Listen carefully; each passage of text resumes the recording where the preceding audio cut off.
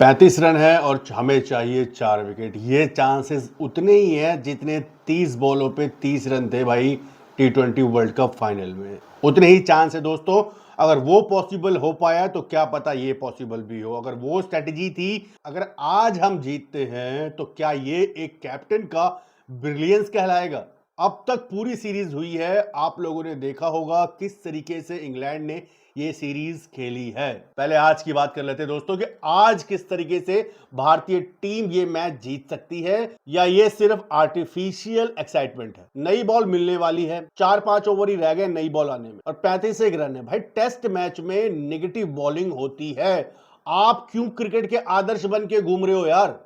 थोड़ी negative bowling कर लो, नए बॉल के पास पहुंच जाओ, इनके रन रोक दो। भाई वो स्मिथ रन नहीं बना पा रहा है। कल रात को अगर कल ये मैच खेला गया होता तो शायद स्मिथ भी आउट हो जाता, बट वो भी ड्रेसिंग रूम से फ्रेशन अप होके आएंगे। आप भी भाई अपने दिमाग से कल क्या घटा है उसको छोड़ दो, आज क्या चाहिए उस पर बात करो। बस आज भाई मुझे फटाफट इनके 4 खिलाड़ी आउट करने हैं और ये 35 रन है। जितनी ज्यादा हो सके उतनी नेगेटिव बॉलिंग करो भाई, चढ़ जाओ इनके ऊपर। ये अभी आखिरी टेस्ट मैच है, इसके बाद ये तुम्हें मुंह नहीं दिखाएंगे भाई, ना तुम इनको मुंह दिखाओगे।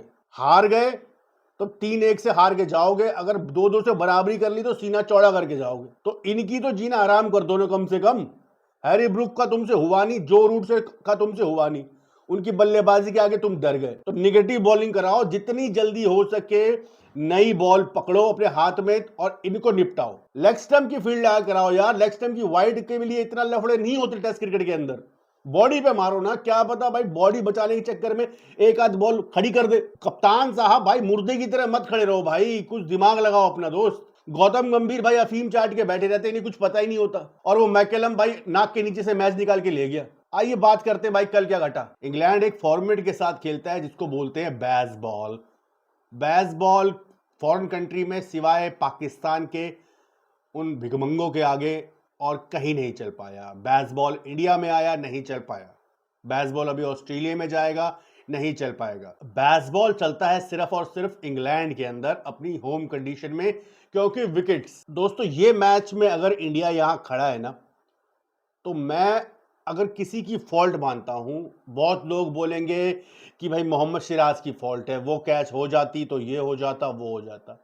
भाई अगर एक कैच छोड़ने के बाद अगर आप लोग ऐसी घटिया गेंदबाजी कराओगे तो इंग्लैंड ने भी आपके कैच छोड़े थे। कैच छूटते हैं भाई, जो क्रिकेट खेलता है वो जानता है कि कैच छूटने के बाद थोड़ा सा और दम लगाना पड़ता है, कैप्टन को और ज्यादा बकअप करना पड़ता है अपनी टीम को। ड्रेसिंग रूम में बैठ के नाखून खाने से कुछ नहीं होता। कोच साहब को एक ऐसा मैसेज, एक अपनी बॉडी लैंग्वेज से खिलाड़ियों को भाई और ज्यादा मोटिवेट करना पड़ता है। बट कैच छूटने के बाद आप लोगों ने बॉलिंग क्या कराई है, लेंथ क्या पकड़ी है, ये ज्यादा इंपॉर्टेंट है।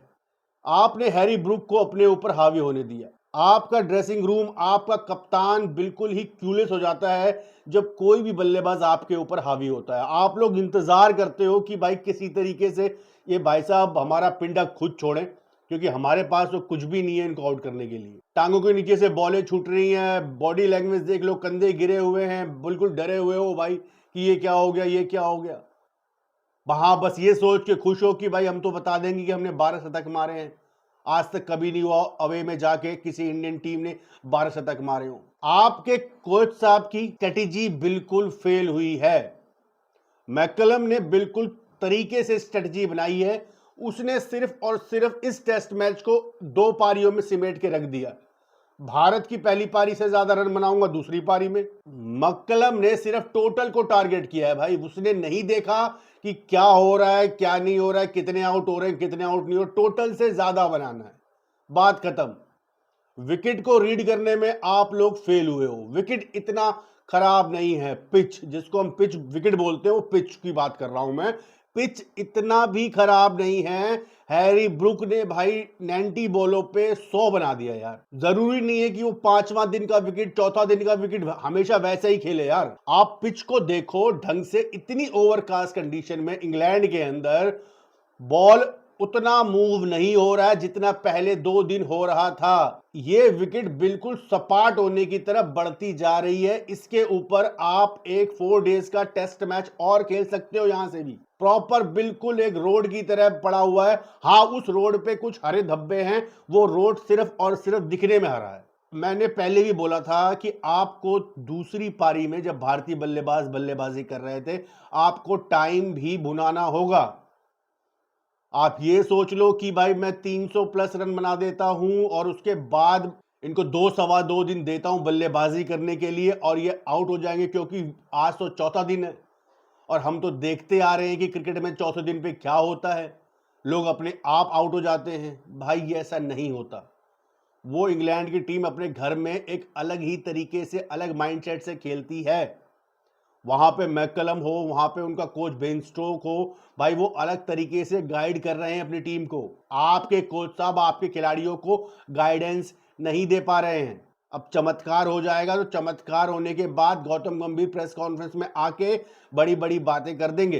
पर सच्चाई आपको भी पता है कि हैरी ब्रूक ने और जो रूट ने भाई मैच निकाल दिया था। ये तो आर्टिफिशियल एक्साइटमेंट है। वो बैथल फूतल जैसे T20 के प्लेयर आउट होकर चले गए, मगर एक कैच छोड़ने के बाद जो जिम्मेदारी निभानी चाहिए थी कोच को, जो जिम्मेदारी निभानी चाहिए थी टीम में ड्रेसिंग रूम में बैठे स्पोर्ट्स स्टाफ को, जो जिम्मेदारी निभानी चाहिए थी हमारे गिल को, और जो जिम्मेदारी निभानी चाहिए थी मोहम्मद सिराज को, आपसे कैच छूटता है। आप बॉलिंग करने आते हो, आपको दम लगाना चाहिए था आपके जो साथ वाले बॉलर है, क्योंकि आप तो इस बॉलिंग को लीड कर रहे हो ना, तो आपको उनको समझाना चाहिए था कि भाई क्या करें कैसे करें।